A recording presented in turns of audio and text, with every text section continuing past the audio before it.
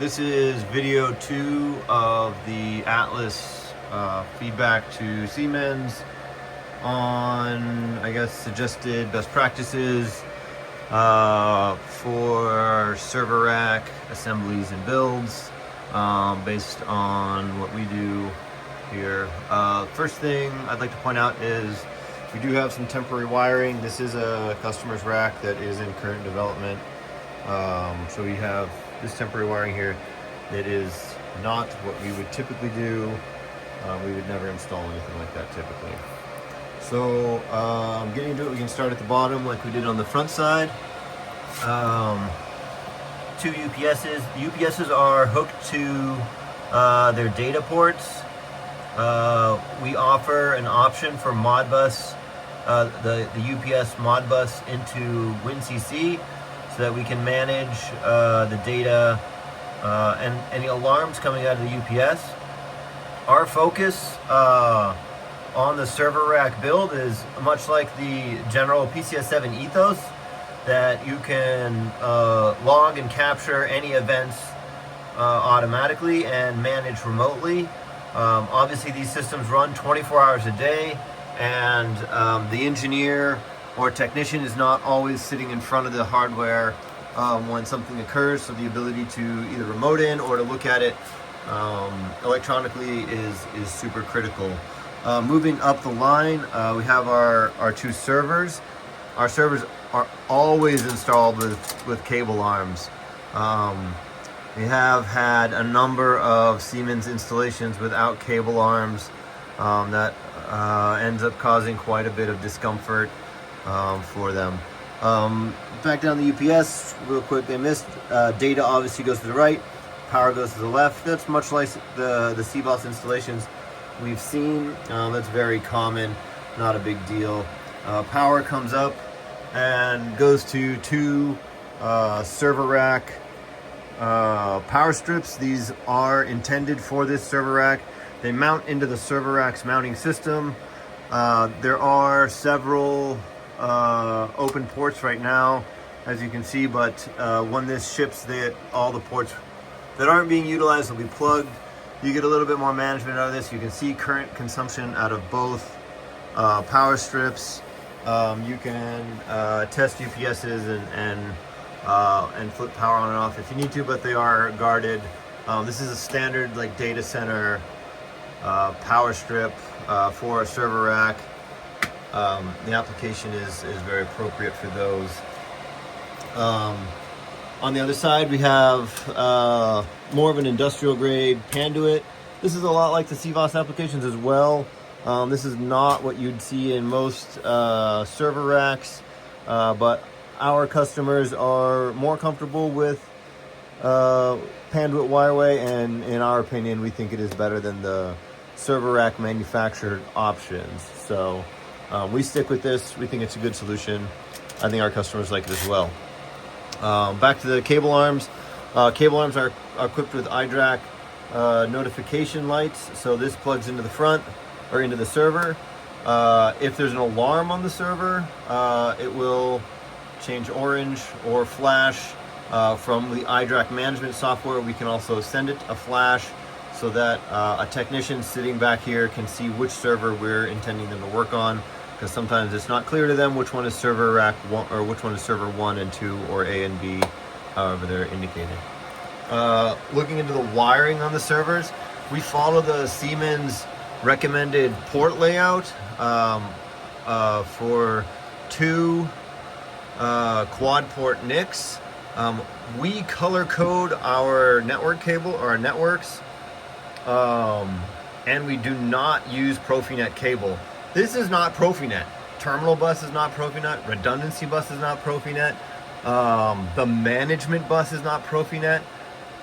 Maybe plant bus is kind of Profinet, but if it's not Profinet, we don't use Profinet cable, especially in most of our applications that use 10 gigabit connections for management and terminal bus. For recovery and backup purposes, you lose that ability with Profinet cable, and there's no reason to do that. There's just no reason. That cable is more expensive and less capable, which makes no sense. So we have both sets of NICs hooked up. These will all go to the same virtual switch within ESXi. So it's important to do proper NIC teaming in there. I have yet to see a CVOS installation where all 8 ports are hooked up when the server rack is delivered. I just don't see it. I don't know why. This is the Siemens recommended installation. I've never seen a Siemens install follow it. We have 3 green cables here, if you see them. Those are all management bus. This application, because the customer did specify the switches to match their enterprise installations, does not have 10 gigabit application. So typically the 2 management buses would be on 10 gig NICs. They are not in this application, but you can see that we have 3, which is unusual because we have the iDRAC as well. We always pay for licensing on the iDRAC so that you can utilize the full remote management capabilities of the server. CVOS uses HP, so they're I-low, but CVOS does not typically manage the I-lows. So what you end up seeing when you walk into a plant is that they have a monitor hooked up to the servers, and someone has to sit behind them or sit in front of them to see what's going on at the ESXi level. And you lose the full management capabilities of the server. You look at the iDRAC or the I-low in any machine, you can see RPMs of all the fans, their health.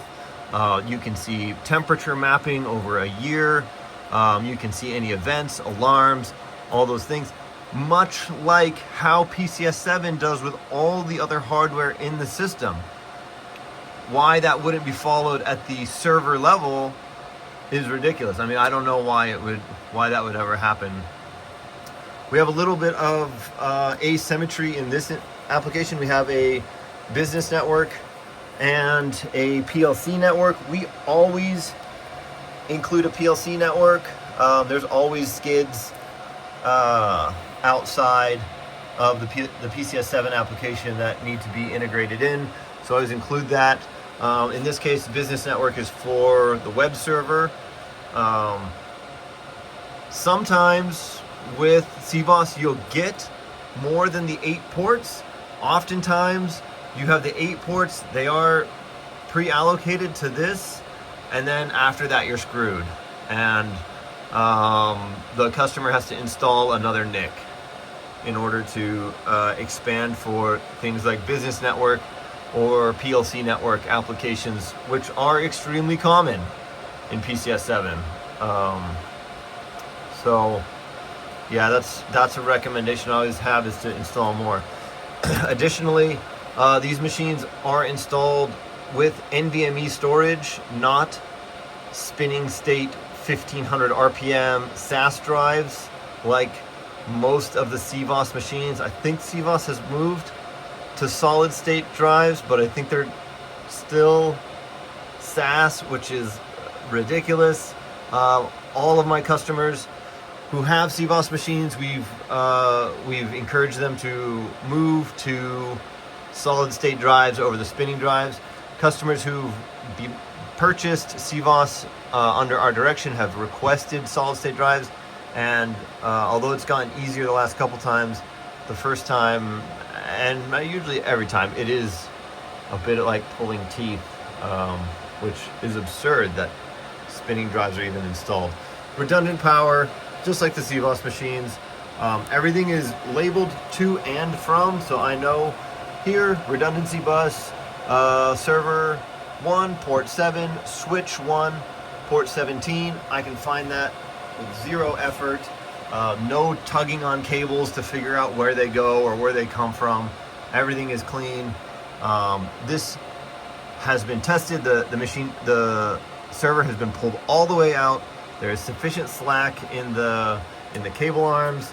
The one CVOS application I've seen with cable arms, there were cables jumping the cable arms, and then there was not enough slack in the cable arms, so they didn't work anyways, which is unfortunate. Moving up slightly higher, we have our NAS. Unfortunately, The NAS manufacturer does not supply cable arms, but we are working with them to find a solution there. Dual power supplies as per standard, and we have dual NICs in this. This reaches across both terminal bus and management bus. In our normal applications where we have 10 gig bandwidth, this would be on 10 gig ports. I think these are 2.5 gig ports, but that 10 gig port allows for rapid backup and rapid recovery in the event of disaster. Being able to recover an entire virtual machine in a few minutes, can be critical. So the speed that can be done is important, especially at the cost of doing it these days is super minimal, and the cost of downtime is so expensive these days. 10 gig applications. We've also started to do 25 gig networking applications for the NAS to individual ports on the server, so that we can recover an entire VM or OS server within just a couple minutes with no trouble. Moving higher, we have our switches. Switches are redundant. You can see the VLANs here. They are all color coded. You can tell exactly which VLAN is which ports are which. We also ship the server with a map of how the ports are designated, but obviously you can reassign ports as needed because they are just VLANs. No 24 volt switching, no DIN rail in the server rack. That we found is not an appropriate application. There are so many switches that can meet this requirement. There's no reason to be putting industrial grade switches in the server rack when you have servers on the bottom, the key piece of equipment in the rack that cannot withstand industrial environments. So why would you install industrial grade switches on top that require 24 volt DC power management, take up a ton of space, and are just inappropriate? These switches are individually connected to each one of the NICs. So switch A goes to NIC A for each one of the networks. Plus there is also a trunk line for each one of the VLANs. So each VLAN has its own trunk. So in the event of the loss of a switch or loss of an individual connection, it can find a route, or the loss of an entire NIC on a server. There's zero downtime, zero loss of communications at any point in the network. Going up, you have patch panel. We have a very firm policy on no pre-made patch cables coming into the server rack, and never making up cables with ends to plug directly into the equipment.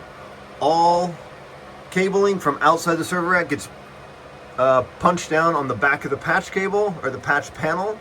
Then a patch cable from the patch panel to the individual piece of equipment is the appropriate use of that.